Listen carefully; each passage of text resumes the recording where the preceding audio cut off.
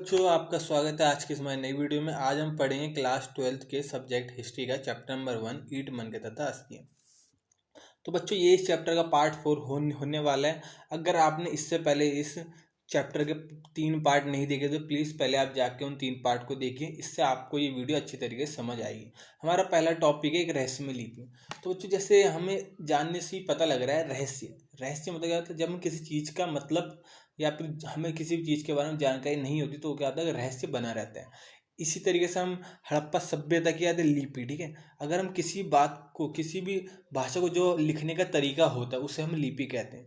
तो हड़प्पा सभ्यता में जितनी भी चीज़ें हमें लिखित रूप में मिली तो उसका क्या हो, जो भी लिपि में लिखी मिली, तो इस लिपि का क्या था, आज तक हम मतलब पता नहीं लगा पाए। इसलिए क्या हुआ, हड़प्पा लिपि आज भी एक रहस्यमय लिपि बन के रह गई।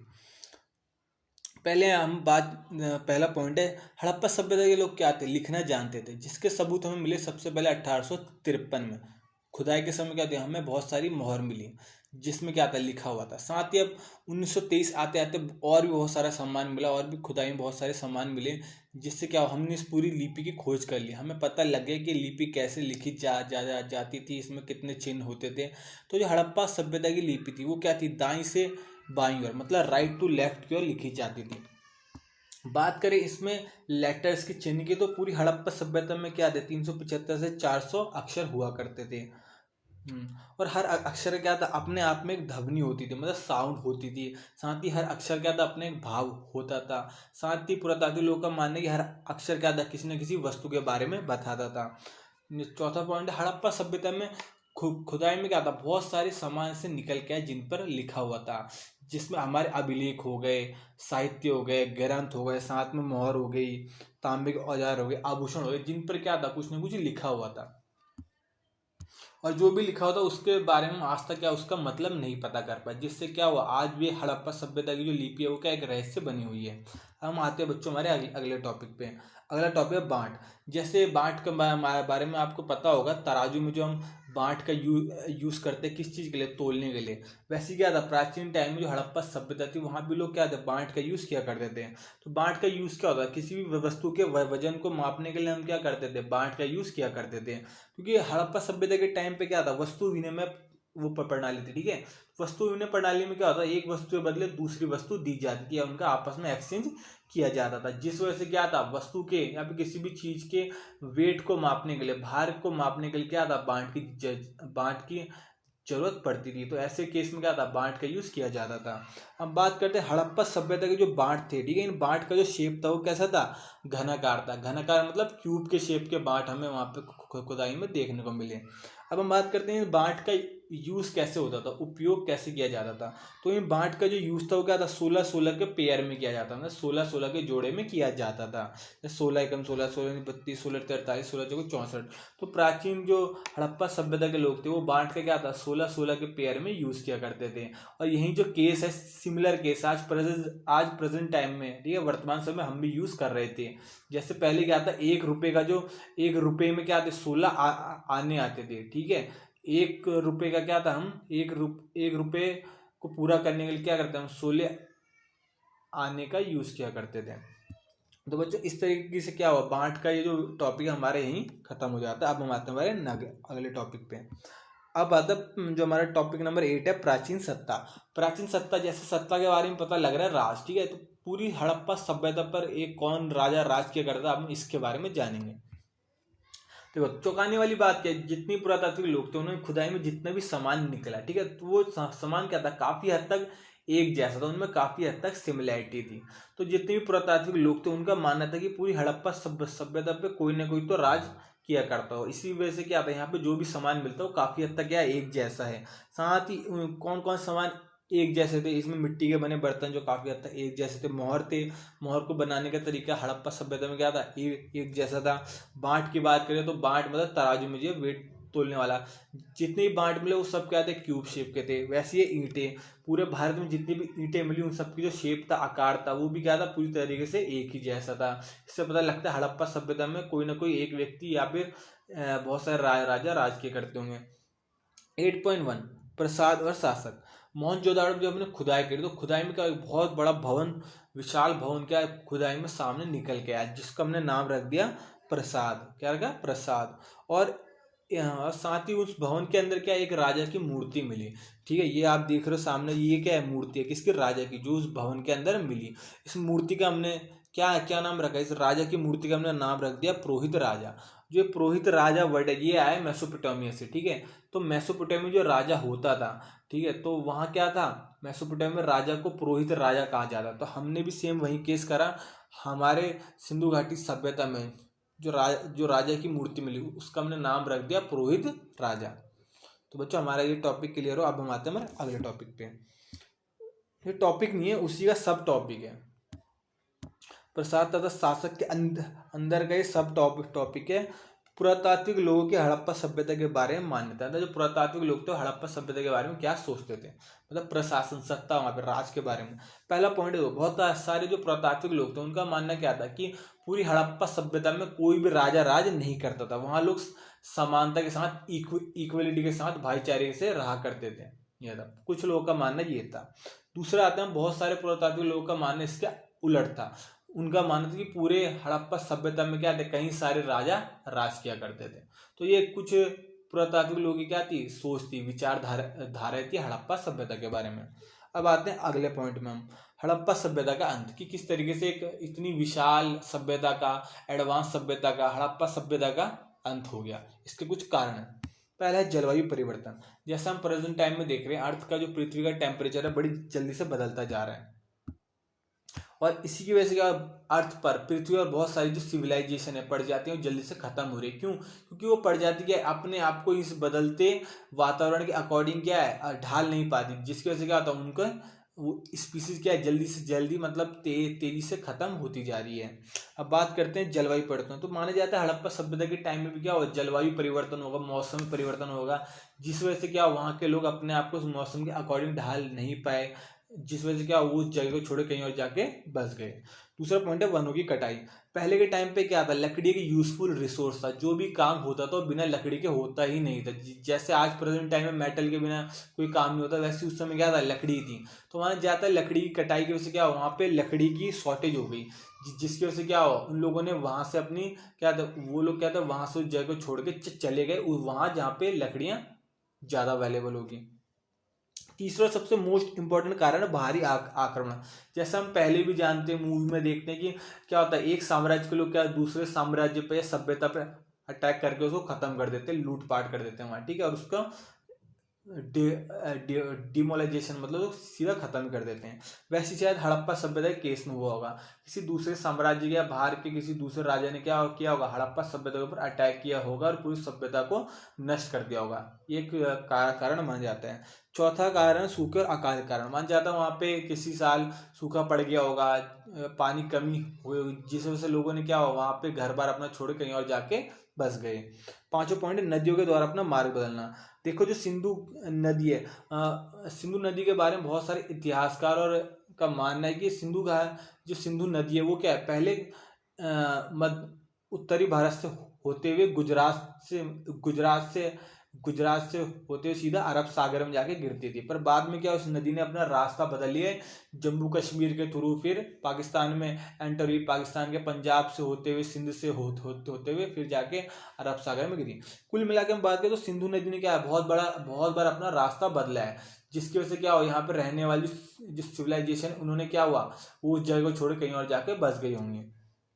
छठा पॉइंट है भूमि का उपजाऊपन नष्ट होने की वजह से। हम माने कि जो जमीन थी, ठीक है, उसका जो उपजाऊपन था वो खत्म हो गया हुआ, इस वजह से क्या हुआ, यहाँ से लोग अपना घर बार छोड़ कहीं और बस गए होंगे। 10वां पॉइंट आता है हड़प्पा सभ्यता की खोज। हम जानते हैं हड़प्पा सभ्यता की खोज कैसे हुई। जब यहाँ पे लोग घर बार छोड़ के चले गए, प्रेजेंट टाइम में बात करें तो अब यहाँ प्रेजेंट टाइम में कोई ना कोई रहता होगा। जब लोगों ने यहाँ पर रहना शुरू करा, उसके बाद लोगों ने क्या करा कि यहाँ पे कई बार खुदाई करी, खेती बाड़ी के लिए, घर बनाने के लिए, या जब यहाँ पे बाढ़ आती थी या बारिश के टाइम पे जब मिट्टी का कटाव होता था, मिट्टी टूटती थी, तो क्या होता है, वहाँ पे बहुत सारी चीज़ें अलग अलग वस्तुएं निकल के आती थी सामने। तो लोग बड़े कंफ्यूज हो जाते थे कि ये क्या है, किस चीज़ है, हमने तो कभी ऐसी चीज़ यहाँ पे दफनाई थी। तो यह यहीं से क्या हुई, सभ्यता के बारे में पूरी दुनिया को पता लगने लगा। अब हम आते हैं 10.1 कनिंघम का भ्रम। तो कनिंघम क्या थे, भारतीय पुरातात्विक सर्वेक्षण विभाग के सबसे पहले डायरेक्टर थे, मतलब हेड थे।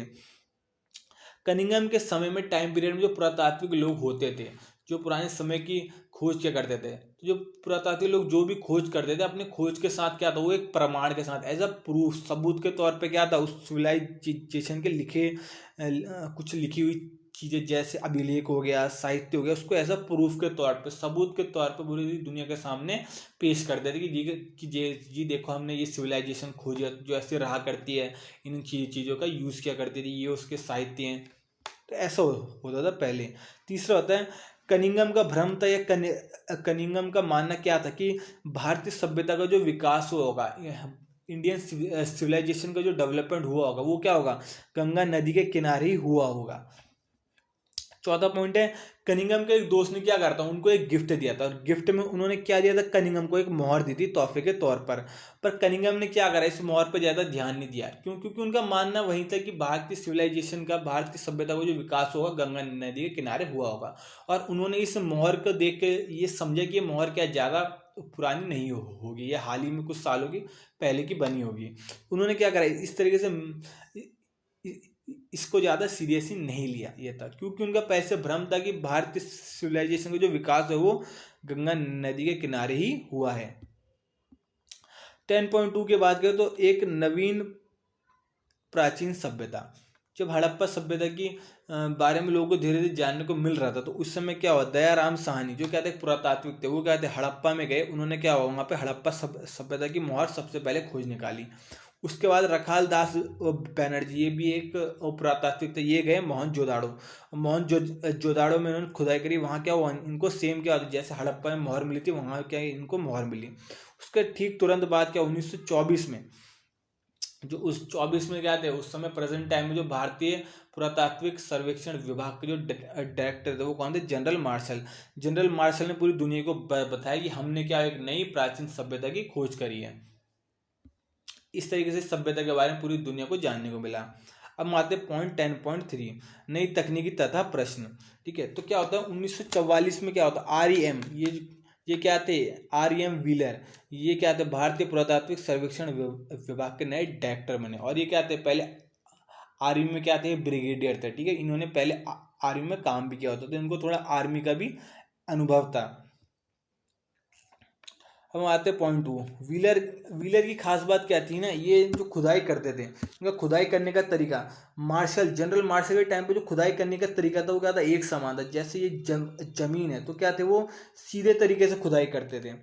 पर जो हमारे REM व्हीलर थे वो क्या थे, ऊंची ऊंची जगहों पर, जहाँ पे ऊंचाई ज़्यादा होती थी, ऊंची ऊंची जगह, वो जगह को हम क्या कहते हैं, टीले बोलते, क्या बोलते हैं, टीले। तो ये क्या करते थे, मिट्टी से बने हुए टीलों की खोज करते थे, क्योंकि इनका मानना है, साथ में बहुत सारे पुरातात्विक लोगों का मानना है कि जब कोई चीज़ जमीन में दबती है, जब कोई बड़ी चीज़ जमीन के अंदर दबती है, तो क्या होती है, जब उसके ऊपर जैसे मिट्टी जमा होने लगती है, तो वो क्या होती है, एक टीले का रूप ले लेती है। इस तरीके से क्या था, जो हमारे व्हीलर थे, कौन थे, REM व्हीलर, इन्होंने क्या करा, टीले की खुदाई करी, मतलब क्या ऊंची ऊंची जगह पर क्या करा, इन्होंने खुदाई करना शुरू कर दिया। ये था, जिस वजह से क्या क्या हुआ, हड़प्पा सभ्यता के बहुत सारे अवशेष मिले, बहुत सारी चीजें हमें देखने को मिली।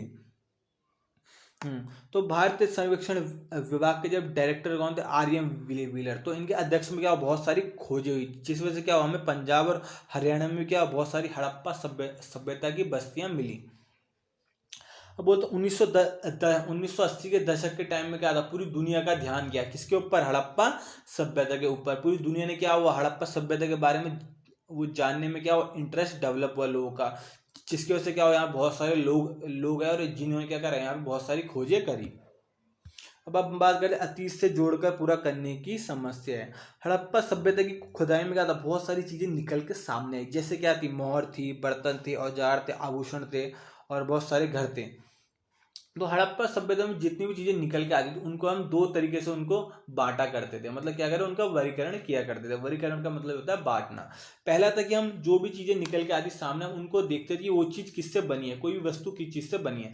मान के चलो अगर कोई वस्तु हमें मिली वो क्या कहते हैं मिट्टी से बनी है, तो हमने मिट्टी से बनी जितनी भी चीजें थी उनको अलग रख दिया। मान के चलो हमें लकड़ी से मिली वस्तु मिली उसको हमने अलग कर दिया। इस तरीके से क्या था, पहले हम देखते थे कोई सामान किस वस्तु से बना है, किस पदार्थ से बना, और उस बेसिस पे क्या करते थे उसको अलग किया करते थे।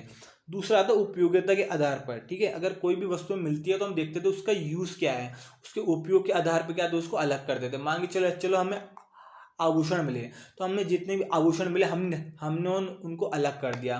साथ में हमें जितने औजार मिले औजारों को हमने अलग रखा। साथ में हमें जितने भी लकड़ी से बने हुए खेती के औजार मिले हमने उसको अलग कर दिया। सिंपल बात है कि हमने यूज के आधार पर क्या करा, अलग अलग सामान को बांटना शुरू कर दिया जो खुदाई में निकलते थे। तो दो तरीके से हम सामान को बांटा करते थे। पहले क्या कहते हैं किस चीज़ से वो सामान बना है, जैसे सोने से बना है, लकड़ी से बना है, उस मतलब हम पदार्थ के बेसिस क्या था उसको अलग करते थे। दूसरा था उपयोग के यूज के आधार पर। लास्ट पॉइंट है व्याख्या की समस्या। देखो ये बड़ा अच्छा टॉपिक है, क्योंकि पहले के टाइम में देखो जितनी भी चीजें निकल के आती थी ना, तो पुरातात्विक लोग क्या थे उनको धार्मिक रूप से क्या थे जोड़ के देखते थे। जैसे क्या खुदाई में एक महिला की मूर्ति का सामने निकल के आई, किसी औरत की मूर्ति निकल के आई, जिसे क्या पुरातात्विक लोगों ने क्या करा, देवी का रूप दे दिया था। सब समस्या यही थी कि खुदाई में जो भी नई नई चीजें निकल के आती थी तो पुरातात्विक लोग क्या करते थे उसको पुरानी सभ्यता या धार्मिक रूप से क्या थे जोड़ के देखते थे। अभी तो एक छोटा सा केस है, अभी आगे और भी ऐसी हुई, ठीक है। ऐसी क्या था हड़प्पा सभ्यता के टाइम में क्या था, बहुत सारे सिक्के मिले जिन पे क्या थे पेड़ों के चित्र थे, प्रकृति के चित्र थे। तो पुरातात्विक लोगों का मानना था कि जब भी वो लोग प्रकृति की पूजा करते थे या पूजा पाठ करते थे तो वहां पे क्या क्या थे, इन पेड़ पौधों के जो सिक्के थे, ठीक है, जो चित्र थे, मतलब जिन सिक्कों पे बने हुए थे, उन सिक्कों को वहां पे चढ़ावे के रूप में रखते होंगे, ऐसा मानना है। तीसरा ये कि पहले के टाइम में बहुत सारे सिक्के ऐसे मिले ना जिनमें क्या था कि एक योगी को तप करते हुए दिखाया गया। तो पुरातात्विक लोगों ने क्या करा, जो सिक्कों पर इस योगी के चित्र मिले थे तो इस योगी को क्या करा, भगवान शिव से इन पुरातात्विक लोगों ने क्या करा, जोड़ के देखा। इन लोगों ने कहा कि ये योगी और कोई नहीं, हमारे भगवान शिव है जो क्या कर रहे हैं वहां पे तपस्या कर रहे हैं। इस तरीके से क्या था, जो भी खुदाई में नया सामान निकलता था तो पुरातात्विक लोग क्या थे उनको धार्मिक मान्यता से जोड़ के देखते थे। साथ ही क्या था, खुदाई में देखो दिक्कत ये थी ना, खुदाई में जो भी नई नई वस्तुएं निकलती तो पुरातात्विक लोग क्या थे, उनकी जो पहले की समझ थी, पहले की अंडरस्टैंडिंग थी, उसी से क्या थे नई नई वस्तुओं को जोड़ के देखा करते थे। क्योंकि उन्होंने क्या था नई नई वस्तुओं के बारे में उससे पहले कभी जाना नहीं, और जो उनकी प्रीवियस नॉलेज थी, पूर्व ज्ञान था, उसी से क्या था वो नई नई वस्तुओं को जोड़ के देखा करते थे। ये भी क्या, इसकी वजह से क्या था उस वस्तु को हम सही से एक्सप्लेन नहीं कर पाते कि भाई सामान का यूज क्या होता था, ये है क्या। तो बच्चों इस तरीके से हमने क्या जाना, हमने व्याख्या की समस्या के बारे में जाना। तो हमारे ये फर्स्ट चैप्टर यहीं खत्म होता है। तो बच्चों आपसे आशा है आपको हमारी वीडियो पसंद होगी। अगर आपको हमारी वीडियो पसंद आई तो प्लीज़ हमारे इस चैनल को सब्सक्राइब कीजिए, वीडियो को लाइक कीजिए और कमेंट बॉक्स में अपना फीडबैक छोड़ना ना भूलिएगा। धन्यवाद।